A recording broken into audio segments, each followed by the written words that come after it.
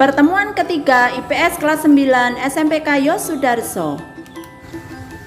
Selamat pagi anak-anak, bertemu kembali ya. Ini adalah pertemuan ketiga materi pembelajaran IPS untuk kelas 9 SMPK Yosudarso. Anak-anak, terima kasih untuk pengerjaan tugas kalian yang sudah kalian kirimkan melalui WA kepada Bu Tika. Bu Tika harapkan untuk anak-anak yang sudah aktif untuk meningkatkan apa yang sudah dilakukan, dan anak-anak yang belum mengumpulkan, Bu Tika masih tunggu untuk tugas-tugas yang belum dikumpulkan ya. Kemarin ada pertanyaan, Bu, apakah dikoreksi? Tentu Bu Tika koreksi.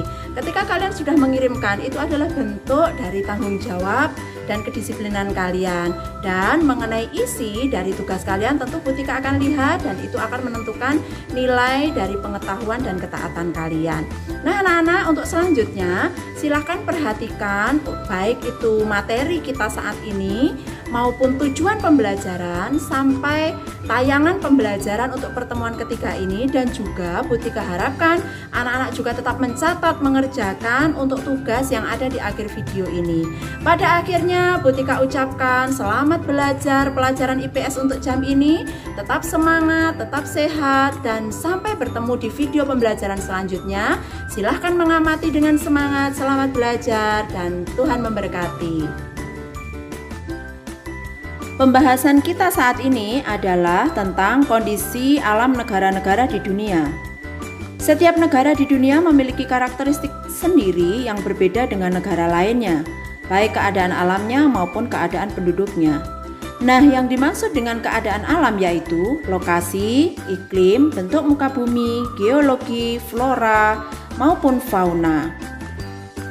Nah, anak-anak, langsung saja mari kita akan lihat tujuan pembelajaran kita saat ini adalah setelah kegiatan pembelajaran dilaksanakan, peserta didik diharapkan dapat menjelaskan keadaan alam negara-negara di benua Asia dan benua lainnya.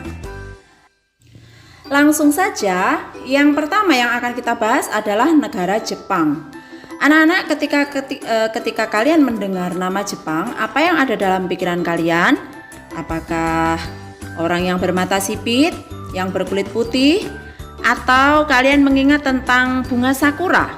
Nah, itu semua yang Bu Tika sebutkan adalah beberapa karakteristik yang ada di Jepang, atau boleh dikatakan itu adalah identitas Jepang. Anak-anak, Jepang diberi nama dalam bahasa Jepang itu adalah Nippon, yang berarti adalah matahari terbit. Oleh sebab itu Jepang disebut juga dengan negeri matahari terbit. Jepang merupakan negara kepulauan, begitu banyak pulau-pulau yang ada di negeri Jepang. Nah anak-anak, Jepang sendiri merupakan negara yang maju. Di sana terdapat banyak pegunungan. Kalian tahu kan bahwa Gunung Fujiyama adalah gunung yang tertinggi di Jepang.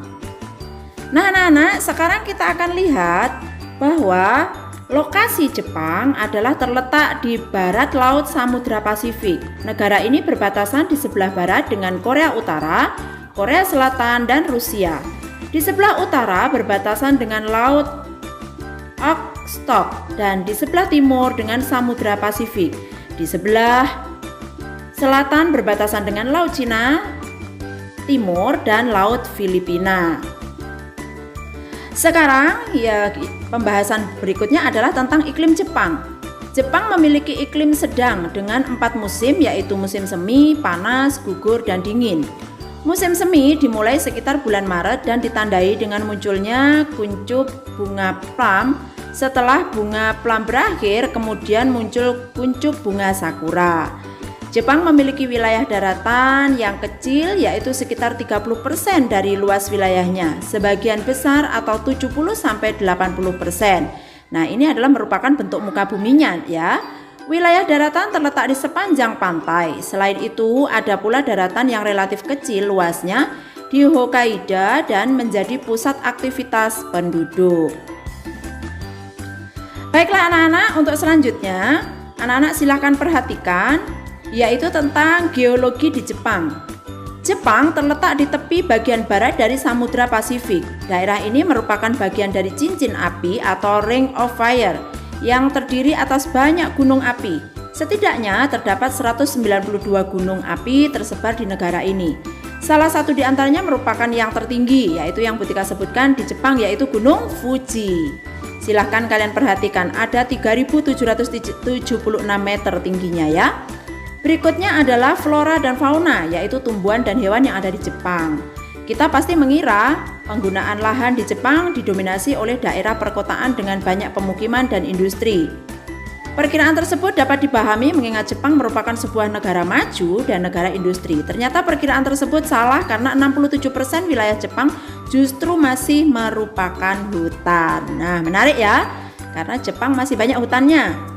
Oke, yang berikutnya kita akan lihat kondisi penduduk Jepang. Walaupun jumlah penduduk Jepang besar, tetapi ada kecenderungan terus mengalami penurunan. Angka kelahiran di Jepang relatif rendah sehingga terjadi penurunan jumlah penduduk. Angka tersebut merupakan yang tertinggi di dunia. Usia harapan hidup penduduk Jepang adalah 83 tahun. Ini menandakan bahwa kebiasaan hidup sehat dan pelayanan kesehatan di Jepang adalah sangat baik. Nah, sebagian besar penduduk Jepang bekerja di luar sektor pertanian. Ya.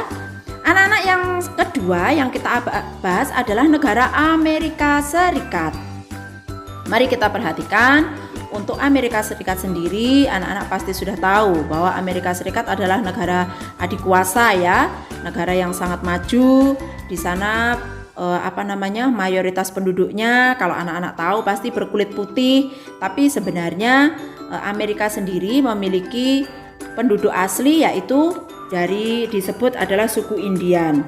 Nah, kalau anak-anak perhatikan, Amerika Serikat saat ini adalah menjadi negara yang luar biasa terkenal ya. Nah, maka dari itu kita akan bahas Amerika Serikat ini. Coba kita akan melihat dari mulai yang pertama, yaitu dari segi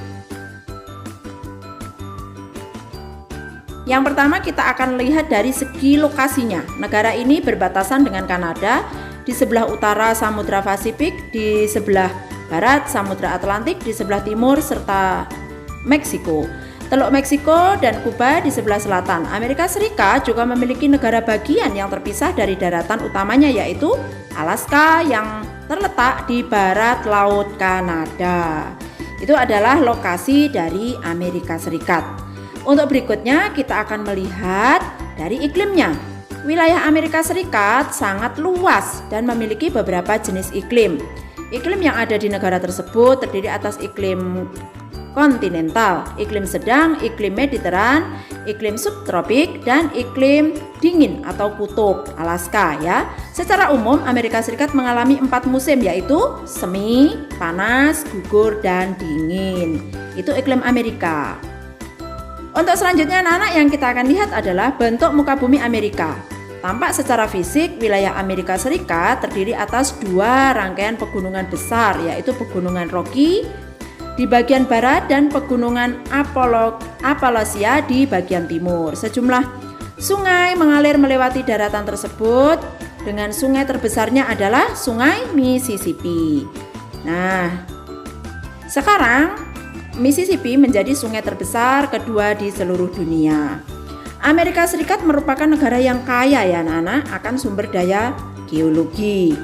Beberapa kekayaan alam tersebut adalah batu bara, minyak bumi, tembaga, fosfat, timah, dan besi. Amerika Serikat juga memiliki dataran yang sangat luas dan cukup subur. Daratan tersebut banyak ditanami tanaman sereal, terutama jagung, dan dijadikan daerah peternakan. Ini adalah penjelasan dari geologi Amerika.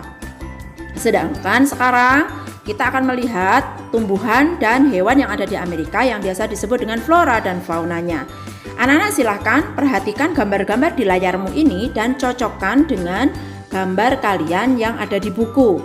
Nah, coba sebutkan sendiri tanpa Butika bimbing flora apa saja yang ada di sana dan fauna apa saja yang ada di sana.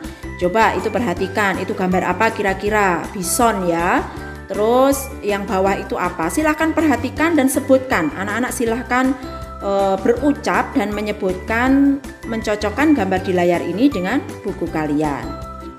Baiklah anak-anak, yang selanjutnya kita akan lihat adalah kondisi penduduk Amerika Serikat. Amerika Serikat merupakan negara dengan jumlah penduduk terbesar ketiga di dunia setelah Cina dan India. Penduduk aslinya adalah suku Indian yang menurut beberapa ahli sejarah berasal dari Eurasia. Sebagaimana negara maju lainnya, sebagian besar penduduk Amerika Serikat juga bekerja di luar sektor pertanian dan tidak mengandalkan sumber daya alam. Terima kasih sudah mengikuti pembelajaran ini anak-anak. Perhatikan tugas kalian dan silahkan dikerjakan. Sampai bertemu di video pembelajaran selanjutnya. Tuhan memberkati dan tetap semangat.